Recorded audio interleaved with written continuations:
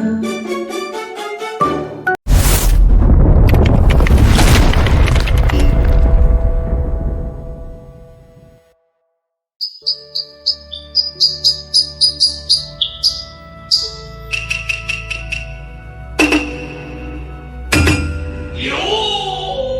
कहानी सालों पुराने कुछ गांव वालों और बादशाह की है। एक बादशाह था जो बहुत घमंडी और मगरूर था। यूं तो उसके कई बड़े बागात थे, लेकिन एक आम का बाग बहुत खास था। इस बाग में एक आम का दरख्त था जो निहायत अनमोल समझा जाता था। उसी बाग के करीब एक नदी बहती थी, जिसके किनारे कुछ बच्चे खेल रहे थे।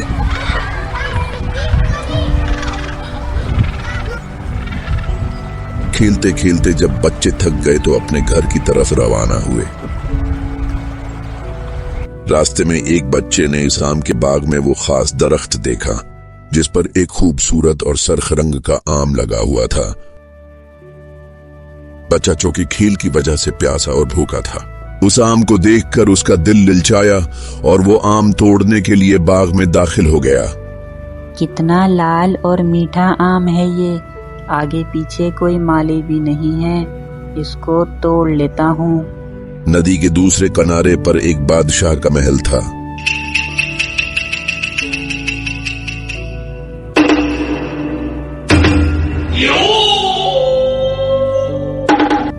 वो बादशाह निहायत मगरूर और जालिम था।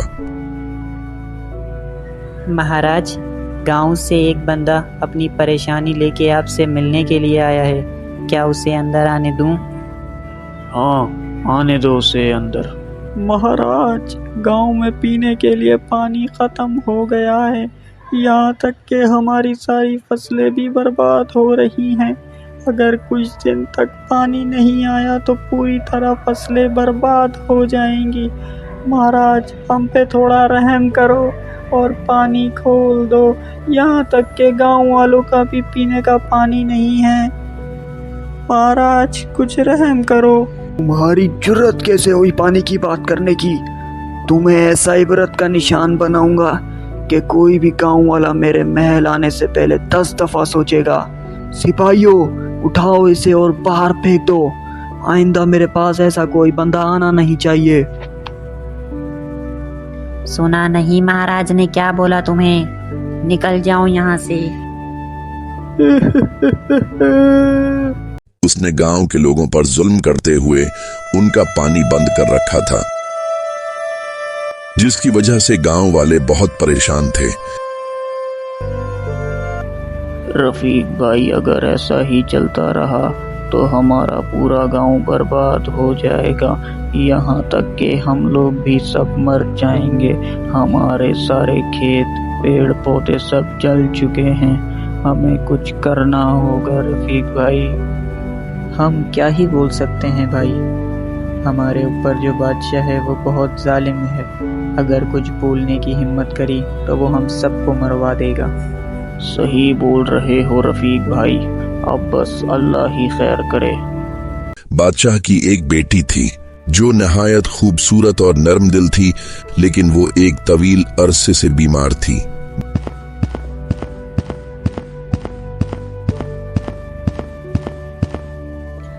डॉक्टर साहब, मेरी बेटी पिछले 2 सालों से बीमार है। मैंने गांव के बड़े डॉक्टर और हकीमों से इसका इलाज करवाया है, लेकिन कोई शफा नहीं मिली।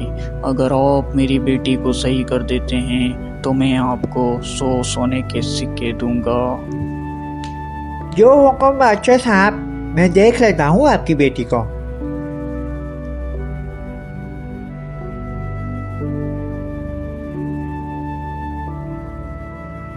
अरे बादशाह साहब, आपकी बेटी को तो लाइलाज मर्द हो गया है।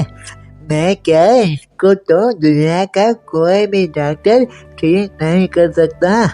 आप इसके ठीक होने के लिए खुदा से दुआ कीजिए। बादशाह ने तमाम हकीम, तबीब और माहरीन से उसका इलाज करवाने की कोशिश की, मगर सब नाकाम रहे। अब बादशाह बहुत मायूस हो चुका था। उधर जब बच्चा आम तोड़ने गया,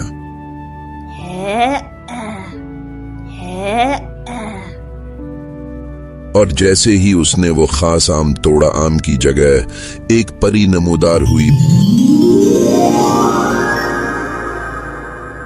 डरो मत मेरे बच्चे, में एक अच्छी परी हूँ।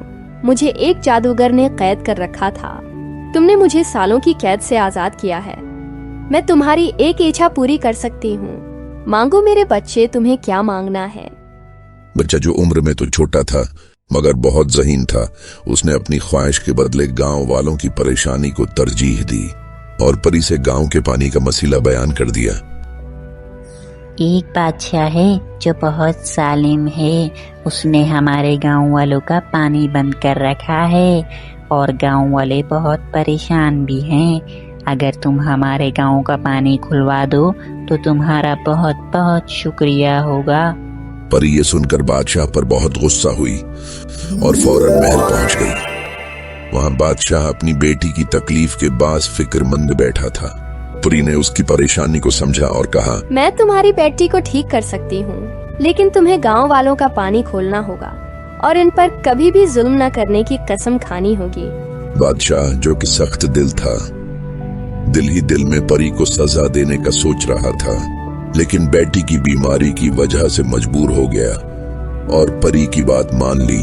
ठीक है, मैं तुमसे वादा करता हूँ। परी ने शहजादी को अपने जादू से बिल्कुल ठीक कर दिया।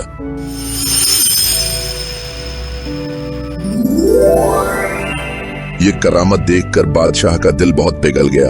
वो बहुत खुश हुआ और उसने गांव वालों से वादा किया, मैं आप सभी गांव वालों से माफ़ी मांगता हूं और ये वादा करता हूं कि आज के बाद आपको कभी परेशान नहीं करूंगा और अच्छे बादशाह होने का फ़र्ज़ निभाऊंगा।